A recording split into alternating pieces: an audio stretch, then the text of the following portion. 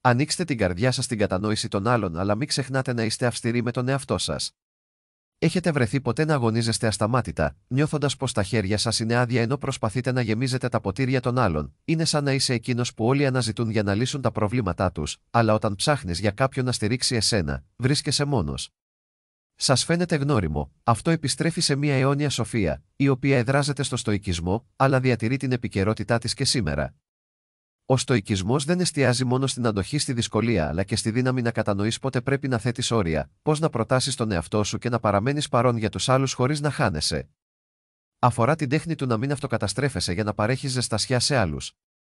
Αυτή η στοική φιλοσοφία μπορεί να μεταμορφώσει τον τρόπο με τον οποίο βιώνετε την καλοσύνη, τη γενεοδωρία και την αυτοφροντίδα.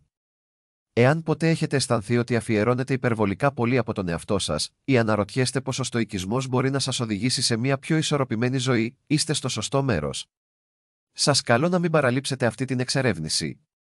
Αν βρίσκεστε εδώ, σημαίνει ότι είστε έτοιμοι για μια διαφορετική προοπτική, να ξεχωρίσετε. Ενθαρρύνω τη διαφορετικότητα που κουβαλάτε. Συμπεριφερθείτε ως τέτοιος και μην παραλείπετε κανένα μέρος του περιεχομένου. Νούμερο 1. Η παγίδα της υπερβολικής ευγένειας. Φανταστείτε αυτό. Είστε το άτομο στο οποίο όλοι βασίζονται. Αυτός που λέει πάντα ναι σε κάθε αίτημα, χάρη και έκκληση για βοήθεια. Είναι ωραίο συναίσθημα, σωστά, το να είσαι ο άνθρωπος που απευθύνεσαι, αυτός που διορθώνει τα πάντα για όλους. Αλλά εδώ είναι το κακό. Είναι σαν να δίνεις κομμάτια του εαυτού σου σιγά σιγά, μέχρι που μια μέρα πιάνεις κάτι για να δώσεις και διαπιστώνεις ότι δεν σου έχει μείνει τίποτα. Ξαφνικά, όταν τα πράγματα αλλάζουν και είσαι εσύ αυτός που έχει ανάγκη, κοιτάς γύρω σου και συνειδητοποιείς ότι στέκεσαι μόνος. Γιατί? Επειδή τα έχεις δώσει όλα. Εδώ είναι που μπαίνει στο παιχνίδι η σοφία του στοικισμού που μεταδίδεται από στοχαστές όπως ο Μάρκος Αβρίλιος. Τόνιζε πάντα τη σημασία της αυτοφροντίδας. Πίστευε ότι δεν μπορούμε να προσφέρουμε υπηρεσίες στους άλλους αν δεν φροντίζουμε πρώτα τον εαυτό μας. Υποστήριζε ότι η δική μας ευημερία είναι το θεμέλιο πάνω στο οποίο μπορούμε να οικοδομήσουμε την ικανότητά μας να βοηθήσουμε τους άλλους. Χωρίς αυτό, όλα τα άλλα καταραίουν. Ας χρησιμοποιήσουμε την αναλογία δύο γειτόνων με κήπους, η οποία απεικονίζει όμορφα αυτό το σημείο. Ο ένας γείτονας φροντίζει επιμελώς πρώτα τον δικό του κήπο, εξασφαλίζοντας ότι είναι υγιής και ακμάζει. Επειδή ο κήπος τους είναι καλοδιατηρημένος, έχουν αυθονία για να τη μοιραστούν με τους άλλους. Ο άλλος γείτονας, ωστόσο, είναι τόσο απασχολημένος με τη φροντίδα των κήπων όλων των άλλων που παραμελεί τον δικό του. Με την πάροδο του χρόνου, ο κήπος τους γίνεται υπερτροφικός, μαραμένος και μη παραγωγικός. Το ηθικό δίδαγμα της ιστορίας είναι ζωτικής σημασίας να φροντίζετε τον δικό σας κήπο προτού μπορέσετε να βοηθήσετε αποτελεσματικά τους άλλους με τον δικό τους. Αυτό δεν σημαίνει ότι δεν πρέπει να βοηθάτε τους άλλους. Ο στοικισμός μας διδάσκει την ισορροπία και τη βιωσιμότητα στις πράξεις καλοσύνης μας. Μας ζητά να σκεφτούμε: είναι η βοήθειά μου βιώσιμη, φροντίζω και για τη δική μου ευημερία. Ο Επίκτητος είπε χαρακτηριστικά: ο σωτηριασμός δεν είναι η μόνη λύση για να είναι η ζωή μου. Σημασία δεν έχει τι σας συμβαίνει, αλλά πώς αντιδράτε σε αυτό. Αυτή η σοφία μας υπενθυμίζει ότι έχουμε την επιλογή και τη δύναμη να λέμε όχι όταν χρειάζεται. Για να διασφαλίσουμε ότι οι πράξεις καλοσύνης μας δεν είναι εις βάρος της δικής μας υγείας και ευτυχίας. Ο Πλάτωνας, ένας άλλος φωστήρας της δυτικής φιλοσοφίας, τόνισε τη σημασία της γνώσης του εαυτού μας στο πλαίσιο της υπερβολικής γενεοδωρίας. Το να γνωρίζουμε τον εαυτό μας σημαίνει να αναγνωρίζουμε τα όρια μας και να κατανοούμε ότι η αληθινή βοήθεια και η καλοσύνη είναι δυνατές μόνο όταν βρισκόμαστε σε θέση ισχύος και όχι εξάντλησης. Και ας μην ξεχνάμε τον Καρλ Γιούγκ, έναν τιτάνα της ψυχολογίας, ο οποίος είπε: ποιος κοιτάζει έξω από τα όνειρα, ποιος κοιτάζει μέσα, ξυπνάει. Αυτό μας ενθαρρύνει να κοιτάξουμε προς τα μέσα και να διασφαλίσουμε ότι δεν ονειρευόμαστε την ενέργειά μας σε εξωτερικές απαιτήσεις εις βάρος της εσωτερικής μας ευημερίας. 2. Η τέχνη της προσφοράς χωρίς δεσμεύσεις. Οι Στοικοί, όπως ο Σενέκας, ο Μάρκος Αβρίλιος και ο Επίκτητος, είχαν ως στόχο την καθαρότητα της πράξης, το να κάνεις το σωστό πράγμα για χάρη του, όχι για κάποια ανταμοιβή ή αναγνώριση. Ειδικά ο Σενέκας είχε πολλά να πει για τη γενεοδωρία. Πίστευε ότι η αληθινή γενεοδωρία δεν αναζητά ένα χτύπημα στην πλάτη. Απλώς δίνει επειδή είναι το σωστό. Έλεγε ότι πρέπει να δίνουμε όπως θα παίρναμε με χαρά, γρήγορα και χωρίς δισταγμό, γιατί δεν υπάρχει χάρη σε μια παροχή που κολλάει στα δάχτυλα. Φανταστείτε να δίνετε μόνο και μόνο για να δείτε τη χαρά στο πρόσωπο κάποιου, χωρίς κρυφή ατζέντα ή σιωπηλή καταμέτρηση του ποιος χρωστάει σε ποιον. Αυτή είναι η καρδιά της στοικής γενεοδωρίας. Πρόκειται για την προσφορά από έναν τόπο αυθονίας πνεύματος, όχι απαραίτητα υλικού πλούτου. Όταν δίνουμε, ελπίζοντας σε κάποιο αντάλλαγμα, δεν δίνουμε πραγματικά. ανταλλάσσουμε. Και ας είμαστε ειλικρινείς, η ζωή είναι πολύ πλούσια και πολύπλοκη για να περιοριστεί σε μία απλή συναλλαγή.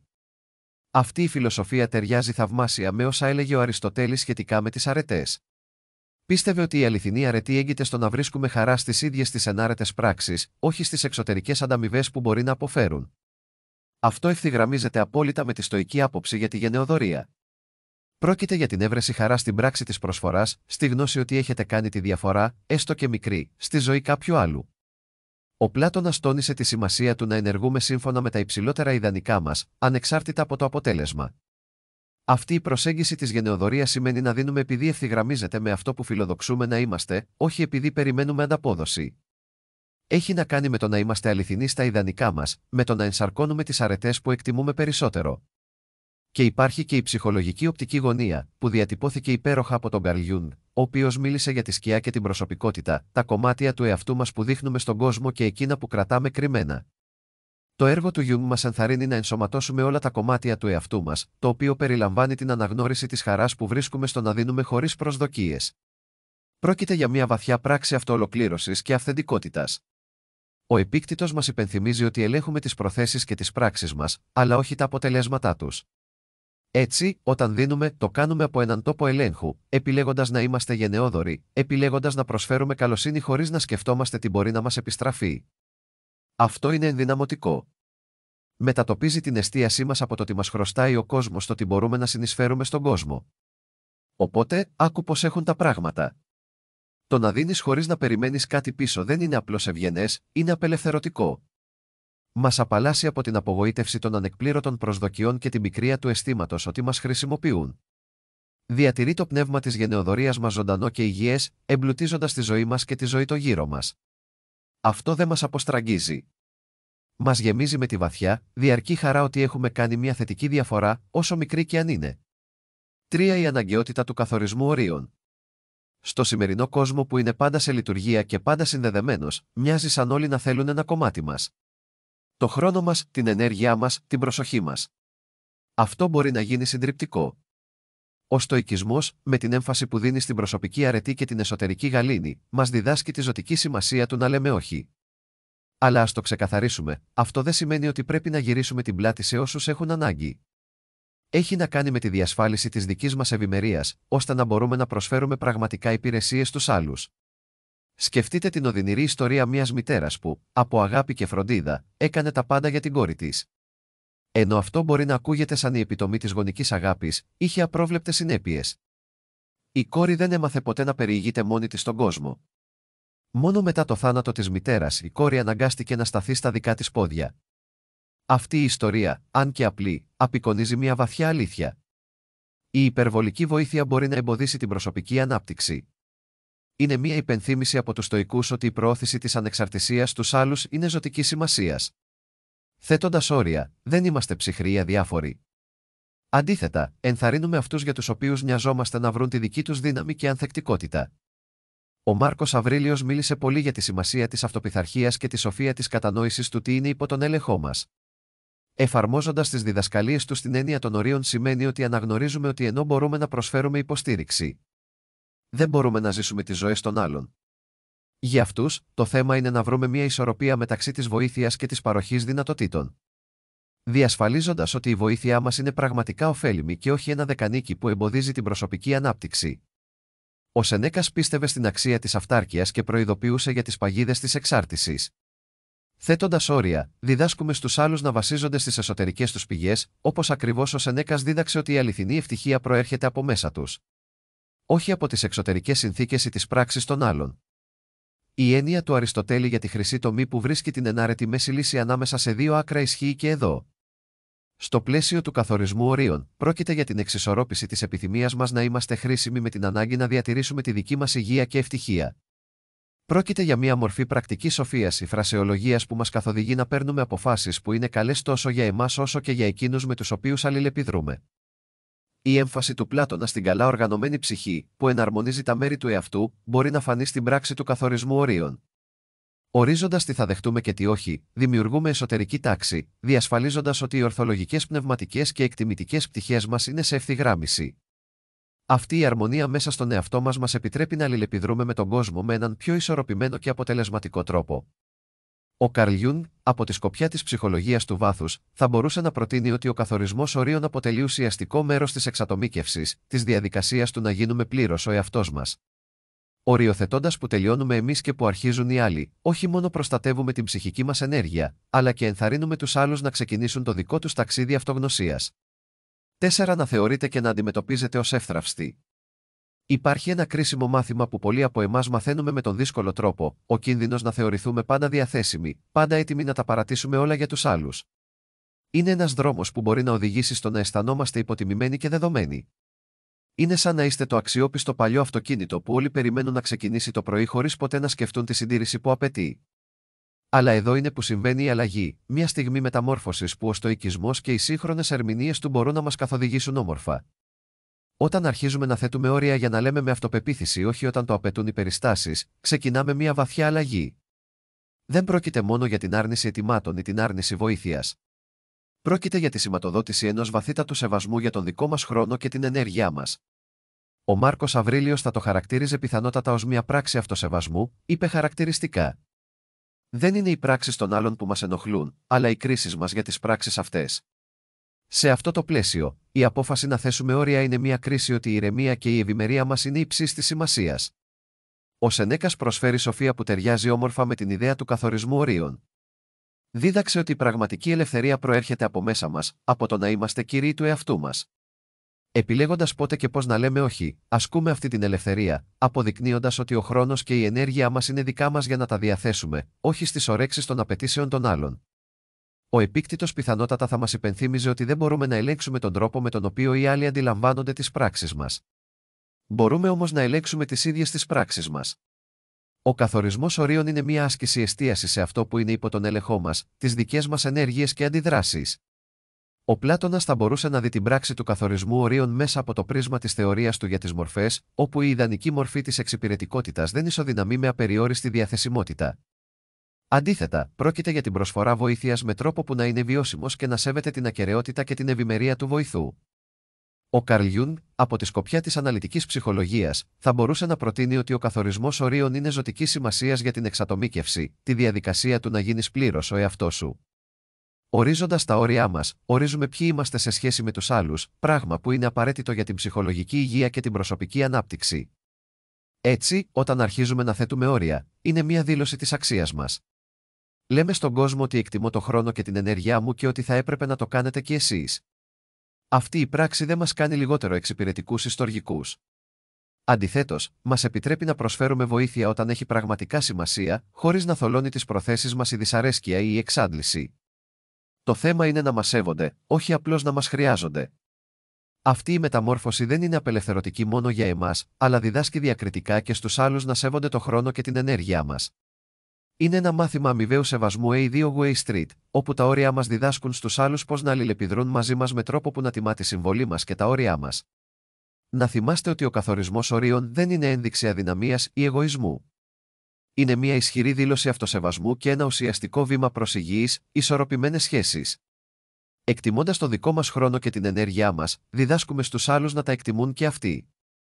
Αυτή η αλλαγή δεν ενισχύει μόνο την αίσθηση της αυτοεκτίμησής μας, αλλά εμβαθύνει και το σεβασμό που λαμβάνουμε από τους γύρω μας.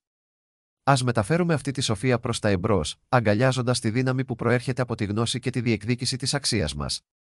Αφού λοιπόν περιπλανηθούμε στα πλούσια τοπία του στοικισμού και εξερευνήσουμε τις αποχρώσεις της καλοσύνης, των ορίων και της αυτοφροντίδας, ποια είναι η ουσία που μας μένει να κρατήσουμε? Είναι μια βαθιά συνειδητοποίηση, πραγματικά, που αναδιαμορφώνει όχι μόνο τις πράξεις μας αλλά και την ίδια την προσέγγιση μας στη ζωή. Ο στοικισμός, με τις αρχαίες ρίζες και τη διαχρονική σοφία του, δεν είναι ένα κάλεσμα να αποσυρθούμε από τον κόσμο ή να σκληρύνουμε την καρδιά μας απέναντι στις ανάγκες των άλλων. Κάθε άλλο. Είναι μια πρόσκληση να εμπλακούμε με τον κόσμο πιο βαθιά, πιο σοφά, με μια σαφή κατανόηση των δικών μας ορίων και μια σταθερή δέσμευση για την εσωτερική μας γαλήνη. Αυτή η φιλοσοφία μας διδάσκει μια ισορροπία που είναι σπάνια και πολύτιμη στο σημερινό ταχαίως εξελισσόμενο, συχνά απαιτητικό κόσμο. Μας δείχνει ότι η αληθινή γενεοδωρία δεν έχει να κάνει με το να δίνουμε μέχρι να εξαντληθούμε. Έχει να κάνει με το να δίνουμε με τρόπο που εμπλουτίζει τόσο τον δότη όσο και τον αποδέκτη. Είναι μια μορφή γενεοδορίας που είναι βιώσιμη, ριζωμένη σε μια βαθιά επίγνωση των δικών μας αναγκών και στη γνήσια επιθυμία να καλύψουμε τις ανάγκες των άλλων. Το να ζούμε μια στοική ζωή σημαίνει να πλοηγούμαστε στο λεπτό χορό μεταξύ της φροντίδας για τους άλλους και της φροντίδας για τον εαυτό μας. Σημαίνει να αναγνωρίζουμε ότι δεν μπορούμε να χύσουμε από ένα άδειο ποτήρι, ότι η ικανότητά μας να είμαστε εκεί για τους άλλους εξαρτάται από το πόσο καλά φροντίζουμε τη δική μας ευημερία. Μάρκος Αβρίλιος Σενέκας και Επίκτητος. Όλοι αυτοί οι στοικοί σοφοί είχαν κάτι βαθύ. Κατάλαβαν ότι η εσωτερική ειρήνη δεν είναι μια παθητική κατάσταση, αλλά το αποτέλεσμα συνειδητών, σκόπιμων επιλογών σχετικά με το πώς εμπλεκόμαστε με τον κόσμο και που θέτουμε τα όρια μας. Έχει να κάνει με το να βρίσκουμε χαρά στην πράξη της προσφοράς χωρίς να συνδέουμε την ευτυχία μας με τα αποτελέσματα των πράξεών μας ή την έγκριση των άλλων. Ο στοικισμός μας διδάσκει να βρίσκουμε ικανοποίηση στη γνώση ότι έχουμε ενεργήσει σύμφωνα με τις αρχές μας, ότι έχουμε συνεισφέρει στον κόσμο με τρόπο που είναι αληθινός στις αξίες μας και σέβεται τα όρια μας, και εδώ είναι ίσως το πιο όμορφο σημείο. Όταν ζούμε σύμφωνα με αυτές τις στοικές αρχές, δημιουργούμε ένα κυματιστό αποτέλεσμα. Η προσέγγιση μας στη ζωή, που βασίζεται στη σοφία και τον αυτοσεβασμό, γίνεται πρότυπο για τους άλλους. Δείχνουμε ότι είναι δυνατόν να είμαστε ευγενικοί χωρίς να χάνουμε τον εαυτό μας, να είμαστε γενναιόδοροι, χωρίς να γινόμαστε μάρτυρες. Εμπνέουμε τους γύρω μας να βρουν τη δική τους ισορροπία, να προστατεύσουν την εσωτερική τους γαλήνη, ανοίγοντας παράλληλα τις καρδιές τους στον κόσμο. Οπότε το συμπέρασμα από όλα αυτά είναι ένα κάλεσμα να ζήσουμε με τόλμη και συμπόνια, με έντονη επίγνωση των δικών μας αναγκών και των αναγκών των άλλων. Είναι μια ενθάρρυνση να θέτουμε όρια που μας επιτρέπουν να είμαστε παρόντες και γνήσιοι στις πράξεις καλοσύνης μας. Ο στοικισμός δεν έχει να κάνει με την απόσυρση από τον κόσμο. Έχει να κάνει με την πληρέστερη ενασχόληση μαζί του, με μια καθαρή κατανόηση του τι σημαίνει να ζεις καλά. Καθώς πλησιάζουμε στο τέλος αυτού του ταξιδιού, να θυμάστε ότι το μονοπάτι του στοικισμού δεν είναι ένα μονοπάτι απομόνωσης, αλλά βαθιάς εμπλοκής με τον κόσμο. Πρόκειται για την καλλιέργεια ενός εσωτερικού καταφυγίου ειρήνης από το οποίο μπορούμε να επεκτείνουμε την καλοσύνη και τη γενεοδορία μας χωρίς να χάνουμε τον εαυτό μας στη διαδικασία. Αυτή η σοφία, αρχαία αλλά τόσο ζωτική σήμερα, μας καλεί να ζήσουμε πλήρως, να αγκαλιάσουμε τη λεπτή ισορροπία μεταξύ προσφοράς και διατήρησης. Μεταξύ του να είμαστε εκεί για τους άλλους και να τιμούμε τις δικές μας ανάγκες, και τώρα που αναλογιζόμαστε αυτές τις διαχρονικές διδασκαλίες, σας προσκαλώ να εξερευνήσετε περαιτέρω. Στην οθόνη θα βρείτε προτινόμενα βίντεο που εμβαθύνουν στην τέχνη της καλής ζωής, στην έβρεση αυτής της τέλειας αρμονίας μεταξύ των απαιτήσεων του κόσμου και των ψιθύρων της ψυχής μας. Ας συνεχίσουμε να εξελισσόμαστε μαζί για να εμπνέουμε και να εμπνεόμαστε. Καθώς περιηγούμαστε στην όμορφη πολυπλοκότητα της ζωής με σοφία, θάρρος και μία απέραντη καρδιά, σας ευχαριστώ που μοιραστήκατε αυτή τη στιγμή μαζί μου και που είστε αναπόσπαστο μέρος του περιοδικού Stoic.